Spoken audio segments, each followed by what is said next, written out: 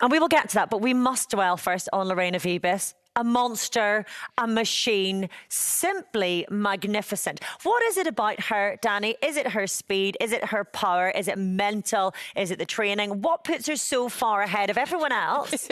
Is it why she's good? Is it her speed? Is it her power? But is it natural? What it worked on? It's all of it. Because they all work on the same thing. They're all fast. They're all powerful. It's when you've got all of that combination. I wonder if it's a power one she won. I'm here to ask the questions that everyone at home is wondering. They're wondering, how on earth is Lorena Wiebes so good and so much better than all the rest? She's got the best team in the world for a start, and World champion as a lead out. She ticks all the boxes. Look at the lead out. Look at Raquel Barbieri. I know we're talking about Wiebes. Look how well she did today, because she's now in the team of Charlotte Kool. DSM Firmenich has been the best lead out for many, many years. It's been what they've been so good at. Yeah. And she was second today. Lorena Wiebes, the strongest team, but she ticks all the other boxes as well, of course, physically, mentally, and that's why she's so good.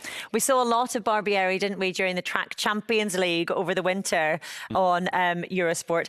And I wonder whether she is going to take consolation from being second behind Lorena Wiebes with the lead up from Lotte Kopecky, the world champion, or how much that's going to frustrate as well. She'll be buzzing. Yeah? I honestly think she will. You know, I've ridden in a team with her. Annoys me. She's had a few, I know, but it's Lorena Wiebes. And this is how they're riding. They're clearly happy with second and third, aren't they? You know, that's what they've been doing for the whole of the last season. Annoys the hell out of me. To be happy with second. Yeah. Yeah, I know, I agree. I wouldn't have been. But I think knowing her personally, where she's come from, the fact that Charlotte Kool was going to be their superstar, she's been brought in now as, I guess, second fiddle to Charlotte Kool. A big pressure on her shoulders. She'll be happy with second. I don't think it doesn't annoy me because the fact that they got second, like taking confidence from that, being happy with it, of course, amazing, great. But at the same time, you're there to win. Yeah. And it's all like we speak about in the men's cycling a lot as well. It's almost like they're really happy. As soon as they come across the line, they're always congratulating the winner. Well done, amazing, this, that and the other. Fine that you're friends and fine that you congratulate them, but you should be angry you've not won. You shouldn't be like, oh, great, I got second and lost. Like, ultimately, you lost. Is there that level of acceptance when it comes to SD Worx that you're often accepting? fighting for second, though? Is that part of the problem? But what are you a bike rider for? You're employed to win, not come second. You can't, like, be in a team meeting at the start of the year and the team says, look, guys, as long as we get second this year, because we are not going to reach that target whatsoever.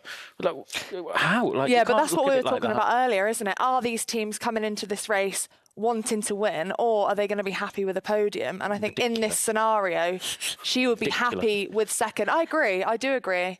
And that's why we've seen SD Worx winning so much. Is it possible, and I'm wondering psychologically, is it possible to come in really committing to the win, desperate to win and making that your target, and still being happy with second because reality kicks in once you've crossed the finish line, or not? Are you happy when we do challenges? Are you happy with coming second?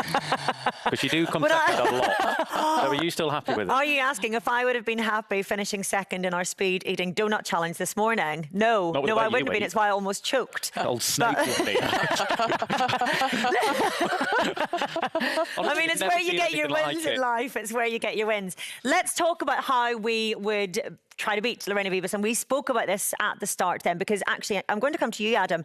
We had little snippets of action as we were live on air. Coming into the intermediate sprint, Lorena Wiebes wasn't contesting.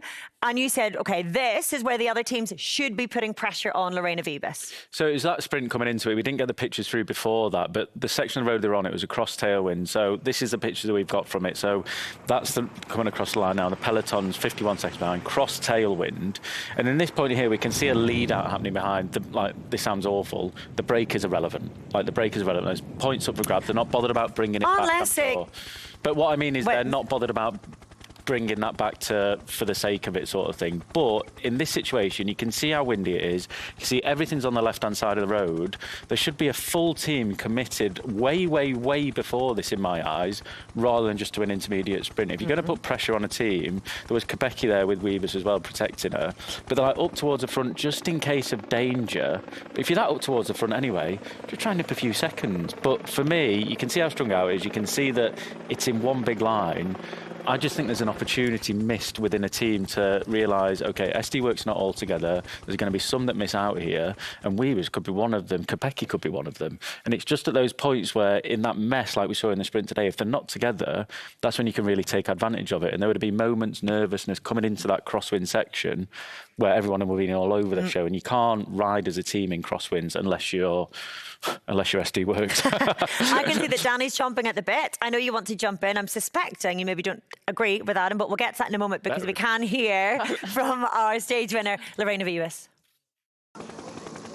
Lorena, hot favorite and winner. How does it feel?